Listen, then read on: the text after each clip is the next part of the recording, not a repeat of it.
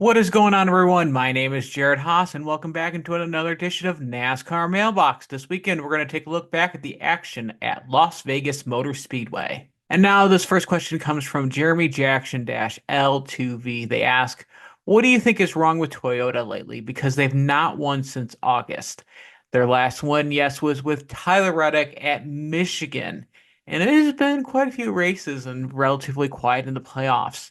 And if you look at the schedule, you've had a fair share of, I'd say, a couple of reasons. First, you've had some Kyle Larson dominating races. You've had the Roval, you had Bristol, and I can even throw in Darlington there, even though some pit strategy had Chase Briscoe prevail.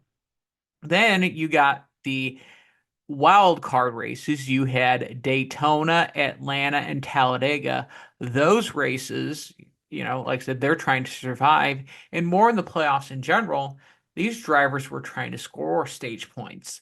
And I'd say the only one that I would say a Toyota driver more or less threw a win away would be Ty Gibbs at Atlanta. Really tough to say that, but that was their best shot. But the reality was these Toyotas were trying to manage and survive, kind of like the Denny Hamlin philosophy, but you know, trying to exceed those expectations of being, hey, this is the contender manufacturer. Christopher Bell really showed off that speed this past weekend in Las Vegas Motor Speedway. Uh, it didn't work out as well with Joey Logano using his fuel saver points and scoring another one on some strategy, but Bell looked like that dominant car this past weekend. Larson did have some trouble with some pit road. He would probably have been a contender if he was able to work his way up there, but Bell was able to show him the speed and pace to be able to win that race. So I wouldn't be surprised if Toyota, if not this weekend at Homestead, the next weekend at Martinsville, Toyota will try to break it. I think Bell would be the best shot. Denny Hamlin's team has been struggling late. Just feels like that mojo is just off. And every time they get to the off season, Denny Hamlin, you think he had the confidence of coming in, then it's just like they're leaving the racetrack with more questions than answers. So I think it's going to be broken pretty quickly. It's not too much cause of concern. I don't think the Toyotas are lacking. It's just how they've been racing in the playoffs and, what tracks we've faced in these since their last win at Michigan. And now this next question is from CSX Train Fan 319. They ask, what will NASCAR do to the grass for Vegas next year?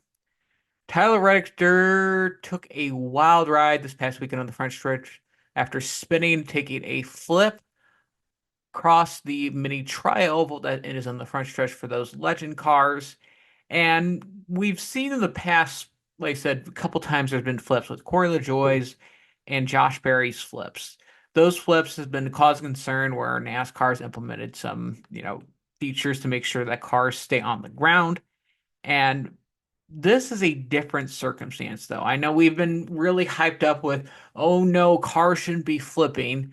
Understandably, things are going to be flipping when you have wheels and, you hit something wrong, bad angle, things are going to flip over. So flips are not going to be impossible. But again, understandably, the grass is there. Is that track for the Legends track? This is just more of a freak incident that Tyler Reddick just flipped over. The more the cause concern is, how did the safety hold up? And I mean, Reddick was able to drive away from the incident and he was fine.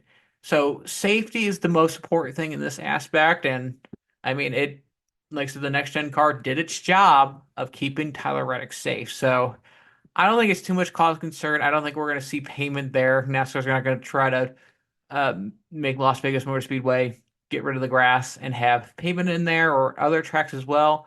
But definitely a very interesting flip to say the least. Thank you very much for watching. As always, like and subscribe. That really helps get our content out to you guys. And until the next time, as always, have a great race weekend. I'm Caleb Barnes with FrontStretch.com. Come back soon for more great racing videos, and if you like us, don't forget to hit the subscribe button.